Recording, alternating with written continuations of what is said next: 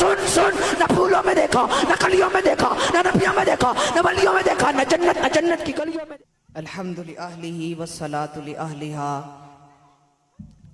اما بعد فاعوذ باللہ من الشیطان الرجیم، بسم اللہ الرحمن الرحیم۔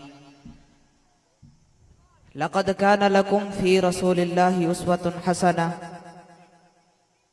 صدق اللہ العظیم۔ محبوب دو عالم سے الفت ہے بہت اچھی، دامن میں یہ مومن کے دولت ہے بہت اچھی۔ قرآن بہت اچھا، سنت ہے بہت اچھی، پھر اس پہ چلے امت ہے بہت اچھی۔ مدنی کی غلامی کا ہے شرف مجھے حاصل، اللہ کی قسم میری قسمت ہے بہت اچھی۔ سو جان کے بدلے میں بس ایک جھلک مل جائے، سودا ہے بہت اچھا، قیمت ہے بہت اچھی۔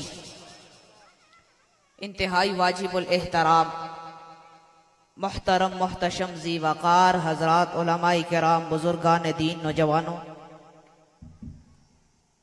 آج کی یہ خوبصورت چوتھی سالانہ عظیم الشان کانفرنس جو کہ سیرت النبی کے عنوان سے معنون ہے، حاضر ہونے کا شرف حاصل کر رہا ہوں۔ اللہ تعالی ہم سب کا آنا، میرا کہنا، آپ کا سننا اپنی بارگاہ عالیہ میں قبول و منظور فرمائے۔ سامعین گرامی، ویسے تو سیرت کا معنی لغت میں کسی کی کارکردگی یا کارناموں کا احاطہ کرنے کے آتے ہیں۔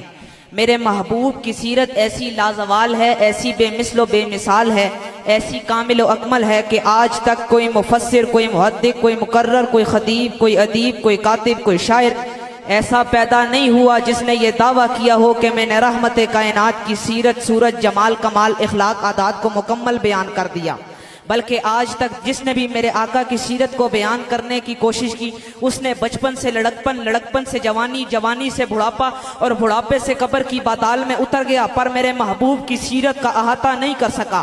میں ایک قدم اور آگے بڑھ کر کہنا چاہتا ہوں کہ بحر لا ساحل لہ، میرے محبوب کی سیرت ایک ایسا سمندر ہے جس کا کوئی کنارہ نہیں۔ جس نے میرے محبوب کی سیرت کے سمندر میں غوطہ لگایا وہ ڈوبتا چلا گیا اور یہ کہنے پر مجبور ہو گیا، یا صاحب الجمال و یا سید البشر من وجهك المنیر لقد نور القمر ان يمكن السماء كما كان حقه۔ بعد از خدا بزرگ تو ہی قصہ مختصر۔ آئیے آپ اور میں 14 صدیاں پیچھے لوٹ جائیں، تاریخ کے صفحات کھنگال لیجئے اور دیکھیے دنیا میں کیا تھا۔ ظلمت ہی ظلمت تھی، اندھیرا ہی اندھیرا تھا، ظلم و ستم کا دور تھا، جور و جفا عام تھا، شراب نوشی اور زنا کاری معیوب نہ تھی، انسان کے خون کا پیاسا تھا، بچیوں کو زندہ درگور کیا جاتا تھا، عورت حیوانوں کی جیسی زندگی بسر کرنے پر مجبور تھی، کمزوروں اور ضعیفوں کا کوئی پرسان حال نہ تھا، جس کی لاٹھی اس کی بھینس کا قانون تھا، قبائلی لڑائیاں سال ہا سال تک جاری رہتی تھی، انتقام در انتقام کا سلسلہ چلتا رہتا تھا۔ وہ رب جو ظلمت شب کے بعد نور و سحر پیدا کرتا ہے، وہ رب جو قحط سالی میں کہلاتے انسانوں اور بلبلاتے حیوانوں اور تڑپتے کیڑے مکوڑوں پر رحم کرتے ہوئے بارش برساتا ہے، اسی رب کو جو میرا آپ کا اور ہر شے کا رب ہے، اسے اشرف المخلوقات کی حیوانوں سے بدتر حالت پر رحم آ گیا۔ اس نے کائنات کے مقدس ترین انسان یعنی کہ آمینہ کے لال، عبداللہ کے لخت جگر، ساقی کوثر، شافی محشر، جان جہاں، محبوب خدا، امام الانبیاء کو رحمت للعالمین بنا کر بھیج دیا۔ اللہ تعالیٰ نے اپنے لاڈلے اور پیارے پیغمبر کو قرآن کی صورت میں ہدایت کا دستور دیا، راہ زندگی کا نور دیا۔ میرے نبی کی انقلابی تعلیمات نے ایسا انقلاب برپا کیا کہ دنیا اس کی مثال لانے سے قاصر ہے۔ میرے نبی نے گاؤں بدل دیے، عقائد بدل دیے، زندگیاں بدل دی، تجارت بدل ڈالی، معاشرت بدل ڈالی، سیاست بدل ڈالی، حکومت بدل ڈالی، زندگیاں بدل ڈالی، زندگیوں کے رخ بدل ڈالے، اور ظاہر بدل ڈالا، باطن بدل ڈالا، انسان بدل ڈالا۔ جو ذرہ تھا وہ قہر بن گیا، مدعو تھا دائی بن گیا، قطرہ تھا دریا بن گیا، پیاسا تھا ساقی بن گیا، لوہا تھا پارس بن گیا، جاہل تھا عالم بن گیا، برا تھا نیک بن گیا، ابو بکر تھا صدیق اکبر بن گیا، عمر تھا فاروق اعظم بن گیا، عثمان تھا ذوالنورین بن گیا، علی تھا حیدر قرار بن گیا، معاویہ تھا کاتب وحی بن گیا، ابو ہریرہ تھا کاتب حدیث بن گیا۔ اور اسی کو تو کسی نے کہا تھا کہ درخشانی نے تیرے قطروں کو دریا کر دیا، دل کو روشن کر دیا، آنکھوں کو بینا کر دیا۔ قدرت ہے اور قدرت ہے جو راہ پر اوروں کے ہادی بن گئے، کیا نظر تھی جس نے مردوں کو مسیحا کر دیا۔ اور میرے محبوب کی سیرت ایسی بے مثل و بے مثال ہے۔ کہ فتح مکہ کے موقع پر میرے آقا نے فرمایا بلال آج اذان کعبہ کی چھت پر دو. کدھر؟ او بولو بھائی کدھر؟ کعبہ کی چھت پر دو. یہ وہی بلال تھا جس کے گلے میں رسی ڈال کر مکہ کی گلیوں میں گھسیٹا جاتا تھا. یہ وہی بلال تھا جس پر ظلم و تشدد کیا جاتا تھا. یہ وہی بلال تھا جسے تپتی لیت پر لٹایا جاتا تھا. یہ وہی بلال تھا جسے تپتے انگاروں پر لٹایا جاتا تھا. آج اسی بلال سے آمینہ کا لال کہہ رہے بلال کعبہ کی چھت پر چڑھ جا. حضرت بلال کہنے لگے یا رسول اللہ میری جان آپ پر قربان, میرے ماں باپ آپ پر قربان. یا رسول اللہ میں غلام ہوں, کالا ہوں, اجمی ہوں, میں کیسے کعبہ کی چھت پر چڑھ جاؤں؟ کعبہ تو بڑی عظمت والا ہے, رفعت والا ہے, بلندیوں والا ہے. میرے نبی نے فرمایا بلال چڑھ جا. میں دنیا والوں کو بتانا چاہتا ہوں جس بلال کو تم ستایا کرتے تھے, جس بلال پر تم ظلم و تشدد کیا کرتے تھے, آج وہی بلال جب سیرت مصطفیٰ کے دامن میں آتا ہے تو کعبہ کی چھت پر چڑھ کر اذان دیتا ہے. وہی بلال جب سیرت مصطفیٰ کے دامن میں آتا ہے مکہ میں اذان نہ دے تو صبح نہیں ہوتی. وہی بلال جب پیغمبر کے دین کے ساتھ وابستہ ہوا اتنا اعلیٰ ہو گیا کہ چلتا مدینے کی گلیوں میں ہے, قدموں کی آہٹ جنت میں سنائی دیتی ہے. اور اسی کو تو حفیظ طائب نے کہا تھا حضور آئے تو سر آفرین اشبا گئی دنیا, اندھیروں سے نکل کر روشنی میں آ گئی دنیا. ستے چہروں کا زنگ اترا, مجھے چہروں پہ نور آیا. حضور آئے تو انسانوں کو جینے کا شعور آیا, حقیقت کی خبر دینے بشیر آیا, نذیر آیا. شہنشاہی نے جس کے قدم چومے وہ فقیر آیا. ارے مبارک ہو زمانے کو کہ ختم المرسلین آیا, اصحاب رحم بن کر رحمت للعالمین آیا. اور اللہ تعالیٰ نے میرے نبی دنیا میں تشریف نہیں لائے تھے, اللہ تعالیٰ نے میرے نبی کی عظمت کا ڈنکے بجائے.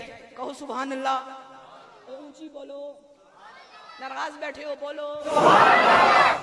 حضرت ابوبکر کپڑے کے تاجر تھے, کپڑا خریدنے کے لیے یمن پہنچے تو خیال آیا یہاں ایک بزرگ عالم ہے, ان کے دیدار کو چلتا ہوں. کس کے دیدار کو چلتا ہوں؟ او بولو بھائی, بزرگ عالم کے دیدار کو چلتا ہوں.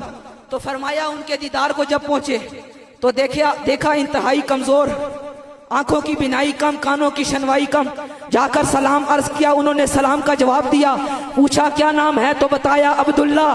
کہاں سے آئے ہو؟ مکہ سے آیا ہوں. باپ کا کیا نام ہے تو بتایا ابو قحافہ عثمان بن عامر. وہ بزرگ کہنے لگے تجھے ابو بکر تو نہیں کہتے؟